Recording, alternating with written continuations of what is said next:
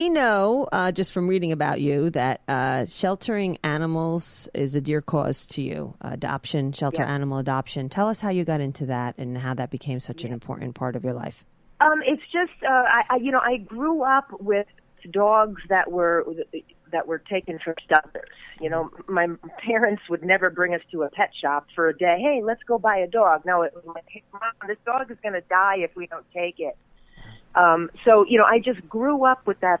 I grew up down the street from an animal shelter, and just knowing that the personal experience I had with shelter animals has been so wonderfully positive. I would never think to go anywhere else but to a shelter for a pet. And it's so important. And, it pains me to see so many pet stores and to hear so many stories about puppy mills and all that. And so I just try to, just remind people to stop the shelter before you shut. Yeah, absolutely. We agree with that, and we're firm believers of it. We promote it, this time of year. Well, even in the summer, when there's a Saturday and you wake up and you're just like, what are we going to do for the day? Here's an idea. Yep. And we come up with suggestions, and whether people follow them or not, we get a lot of people say like they never thought of that.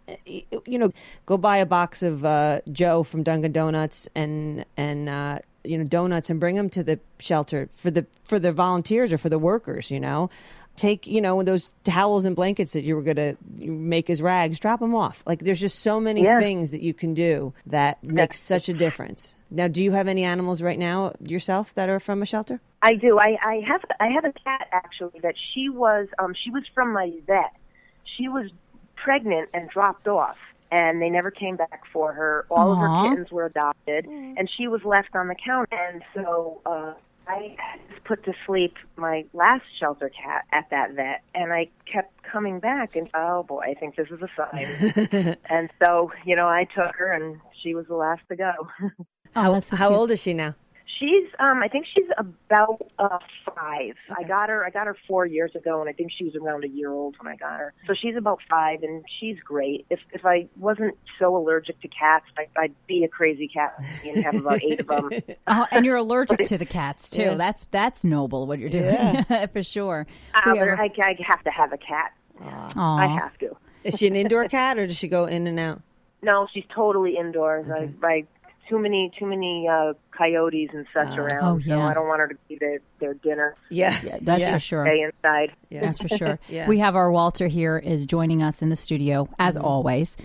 And he is a babe, isn't he? Isn't he adorable? He's a babe magnet too. That's how I got Michele. It's a quick story. That's a new story. Works every time, right? And you know what? This might be true because I never liked. I wasn't a big fan. I think I can't say I never liked little dogs, but I was a big dog lover. Labradors, Rottweiler. Big dogs. I love them. Yep. And I had labs myself. And Walter changed my heart. He crawled in there somewhere in that inner sanctum of my heart, and that's it. And I was done. And so when I met Walter, and then I fell in love with Chad. No, I'm just kidding. So we won't really know. Well, we adopted Walter, so I think he's about 5 or 6 years old. So God willing, we have another 6 or 7 years with him on this planet. And at that point, I will then know where I stand with Michele. Yes, right, right. Well, you know what? Maybe you could get a replacement. If, down the road, just give Walter a little brother to keep everything copacetic there in the house. Yeah, and keep my marriage going. That's right, smart woman. It's safe that way.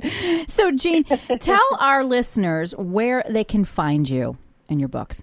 My book is online everywhere. I mean, virtually any online store that you could think of.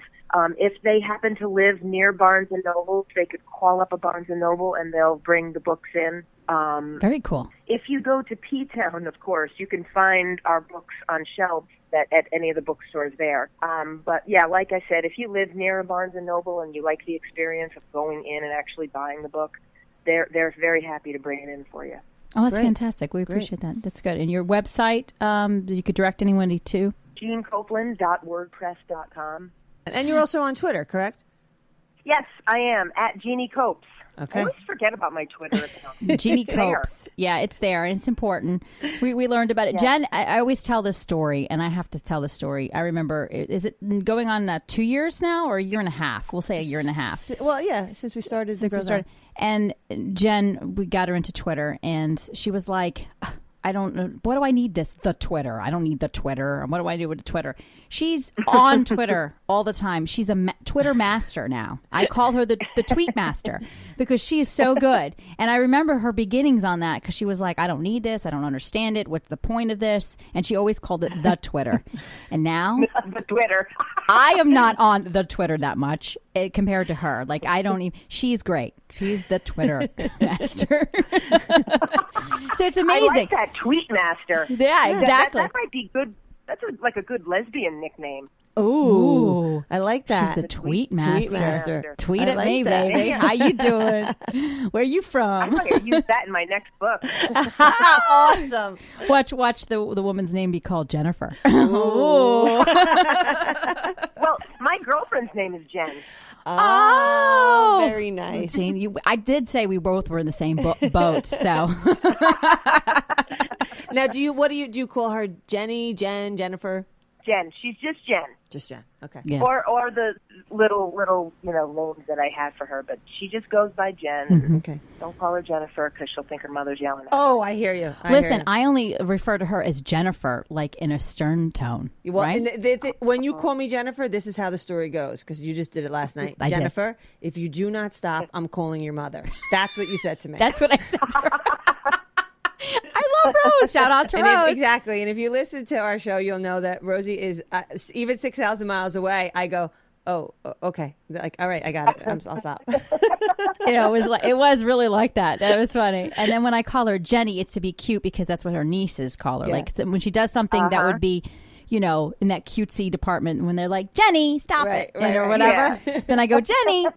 Yeah, but Jennifer, no, that's enough to make me. I remember being little and my bedroom is on the second floor and I'd hear Jennifer and I think if I jump out the window, I could probably, even with a broken ankle, still run. And I didn't even know what I was running from. It was just the name. Oh, we're goofballs. Well, this has been a pleasure. Yes. That's what you were going to say. Yeah, but whenever we do that, we say it at the same time. So it really has been. It really is. This was great. We absolutely thoroughly enjoyed having you on our show. And we look forward to your second book coming out on October 18th. And, of course, we will be around looking for your third one. And to our listeners, please get the book, write a review, let us know what you think. Reach out to the author. Yes. Yeah. Let's build our community, and we're doing it one person at a time. And I appreciate it so much, ladies. This has been so much fun. And again, thank you so much on behalf of the entire lesfic community. Thank you. Thank you. We cannot thank you enough.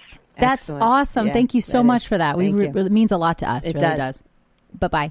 Bye. I always like when we showcase our weekend reads. Yeah. And you know what I like maybe not, I shouldn't say even more, but as much is how much they enjoy being on our show too. And it's always a nice feeling because I'm so honored because I read their books and I talk to them via email usually for, months before we actually get to talk to them. And then when they're excited too, it makes me feel good because I know it's a mutual thing. And, if you're taking away somebody's time at night to talk to them and they're that excited about it, it always makes me feel good. Plus, they seem to like us. Just a tad, Jen, just a tad.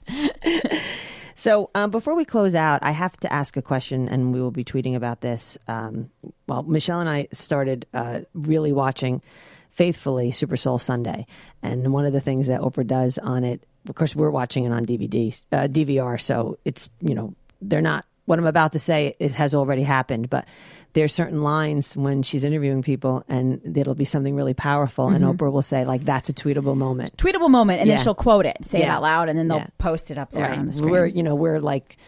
We're late to the event, so we're like weeks out. But if you go to the website, or the Twitter account, you'll see it.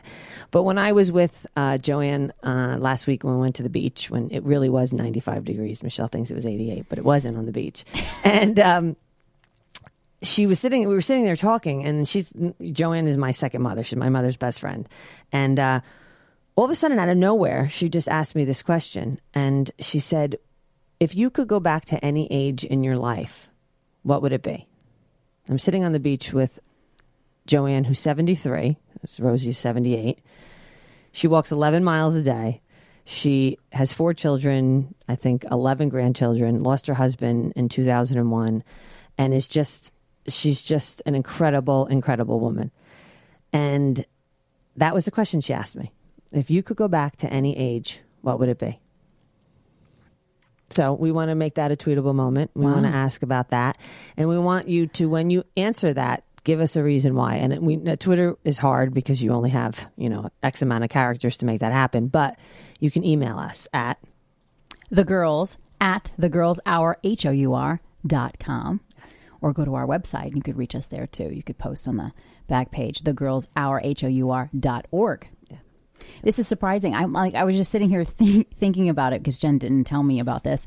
There's a surprise question, and I don't even know what I have to think about that. What age I would go back to? Do you want to know what my answer was? Yeah, absolutely. I wouldn't. I am the age I'm at right now.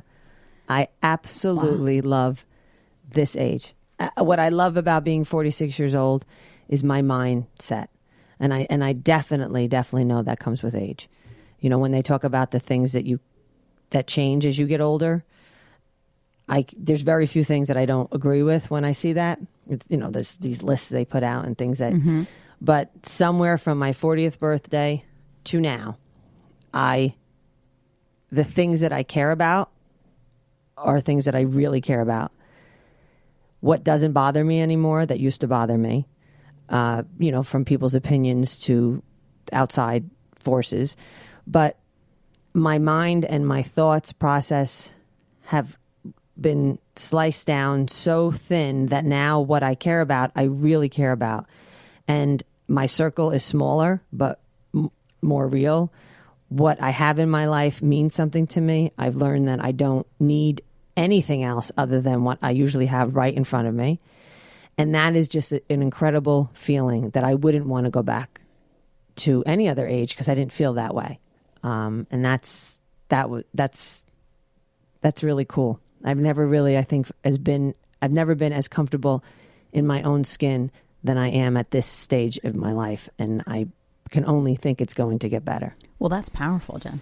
That's really powerful.